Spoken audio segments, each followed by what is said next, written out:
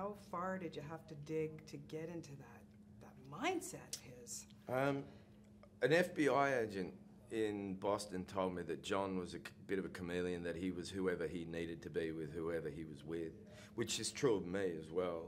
But when you're talking about a guy who navigated so many different worlds, and particularly the two strong ones of like law and lawless,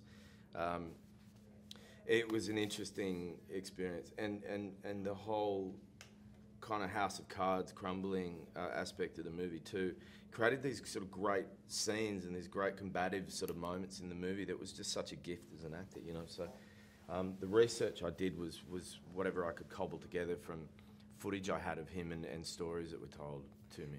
What an incredible story. I mean, you can't make this stuff up. No, it's true, right? It's like truth is stranger than fiction. It is definitely insane. in this case. Yeah, it is insane. I mean, you have Whitey, then you have his brother in politics, and then you've got, you know, who's Connolly, who's working on both sides, and yeah, you know, lethal triangle of kind of men who all grew up in the same neighbourhood, who took on these weird, strange roles as adults and brothers and friends, and kicked aside the law for the sake of a very strong sense of loyalty. Yeah, exactly. And, you know, nothing is stronger than the South Boston loyalty. Like, what a family, like, what a community. Did you find that you had to research into that kind of background as well? Well, I think it was sort of dripping in from all the walls wherever you went in South Boston. I think it's part of all of our psyche. Whether it's just the microcosm of your family, or whether it's your church group, or whether it's your social group, or whether it's your religion or your culture, like, people look after each other according to their affiliation with each other. And there's something about that town, that little space of earth, that their culture and their heritage and their family ties was so much more important than anything else. Yeah. Tell me about working with Johnny Depp, especially in this capacity, what you guys have to go through. It's so hot and cold and just, oh my God, actor's dream. Yeah. Well, you know, I'd been a fan of Johnny's for such a long time, and you know, the idea of working with him is fantastic, and particularly the idea of working with him on a movie that's part of like the real world. You know, he's served up such fabulous kind of characters that are in such a colourful array of, you know, smorgasbord of oddballs, and this is more in the Donnie Brasco spectrum. Albeit there's still this sort of great mask, this sort of, you know, and, you know, the unsung heroes of actors' work really are the makeup artists and the costume people, because they help us create that. And Johnny knows that better than anybody else, but he also knows better than anybody else how to fill those shoes, how to fill that costume, and how to kind of create the essence of the character from the inside, not just the outside. Yeah. So that was great. It was a great experience. Yeah. Do you ever, even no matter what you're doing now, does it ever still get a little nervous for you or intimidating for you, with no matter who you work with?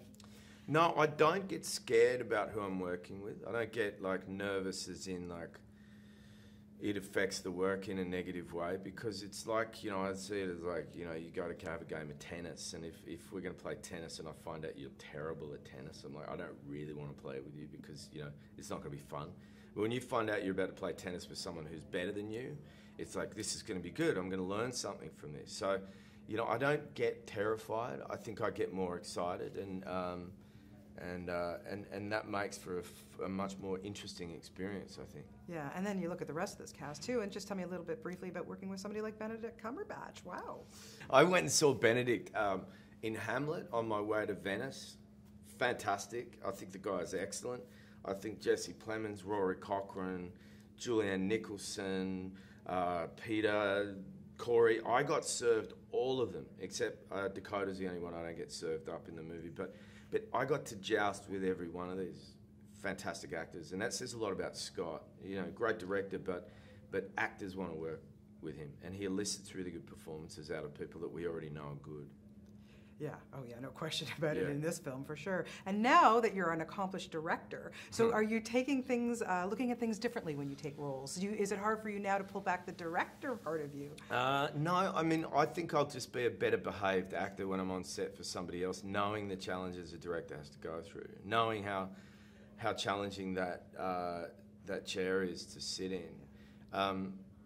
I'll also feel like light and relieved and excited just to go back to work as an actor without all that responsibility. So I feel like if I'm lucky now, as I move forward, I can have the best of both worlds. I definitely want to find another project to direct, but I'm happy also just being an actor. Was it hard getting the Boston accent? You nailed it. I had a tricky time getting the Boston accent. I was sort of really striving to be John rather than to be a Bostonian. I mean, there's, you know, I have recordings of John, there's footage of him, and so I know what he sounds like, and I was really, really striving for that, but it wasn't easy, and we, you know, you have a responsibility to get it right, and I was really like working hard to do that.